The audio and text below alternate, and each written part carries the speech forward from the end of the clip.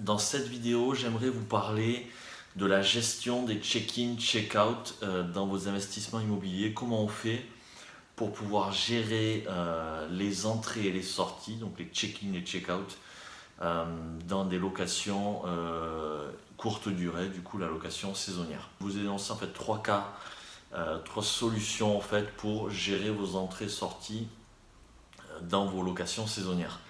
Donc la première, ça va être de faire appel à une agence immobilière qui en fait fait vos check-in et vos check-out pour vous. Et en plus de ça, souvent, évidemment, l'agence fait aussi la commercialisation, donc la location, la gestion des annonces en ligne et la gestion des réservations. Donc pour cela, l'agence va faire appel, va utiliser son propre site web, va utiliser des sites spécialisés comme Airbnb, des sites spécialisés comme Booking, comme Abritel, et donc va gérer la commercialisation, va gérer donc du coup la location, les réservations, et après à l'arrivée des locataires, ils gèrent eux-mêmes leur emploi du temps, et à l'arrivée des locataires, ils font les entrées, les sorties, donc ils font un check-in avec un état des lieux dans l'entrée de l'appartement, avec le pack d'accueil, avec différentes prestations. Ça dépend un petit peu du standing de l'agence à laquelle vous faites appel. Donc ça, c'est une solution. Et puis à la sortie, ils vont faire le check-out et le ménage. Ils vont assurer la gestion du ménage. Donc je connais bien ce secteur parce que j'ai tout simplement eu plusieurs appartements et j'ai encore des appartements que je loue en location saisonnière. Et je connais bien ce secteur puisque en plus j'ai été associé dans une structure, dans une agence qui gère des appartements et des villas sur la côte basque, donc une quarantaine d'appartements et de villas haut de gamme avec une conciergerie assez poussée. Donc j'étais associé dans cette structure-là. Soit vous avez pour une option un peu moins coûteuse, une agence à titre d'info, bon ça dépend des régions dans lesquelles vous investissez, ça dépend des prestations, mais en gros, ça va être entre 20 et 30% de vos loyers qui vont être dédiés du coup à cette gestion locative un peu dynamique avec les locations saisonnières. Si vous partez sur une option un peu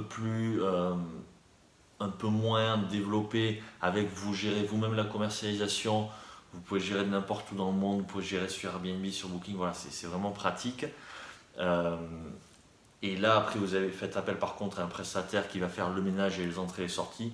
Là, ça va vous coûter entre 10 et 20% à peu près des loyers. Et enfin, la dernière option qui est encore plus économique, vous pouvez gérer vous-même la commercialisation, donc gérer vous-même la gestion des sites web pour louer votre bien. Vous pouvez ensuite mettre en place des systèmes de boîte à clés. Donc vous allez avoir tout simplement une boîte à clés que vous allez installer sur la porte, enfin juste à côté de la porte d'entrée, et ce qui va vous permettre en fait quand un locataire arrive, il vous passe un coup de fil, vous avez défini déjà les règles de façon à ce qu'il trouve la clé et qu'il puisse entrer dans l'appartement. Et donc en fait là, la boîte à clés va servir d'intermédiaire pour pouvoir, il n'y a pas de remise des clés, vraiment ils se prennent eux-mêmes dans la boîte à clés, ils les remettent à la sortie. Et par contre, vous faites appel uniquement du coup à un prestataire pour vous faire le ménage. Et là, du coup, vous avez on va dire un service d'entrée-sortie à moindre coût, puisque vous gérez vous-même la commercialisation. La logique des clés, ça va être via une boîte à clés.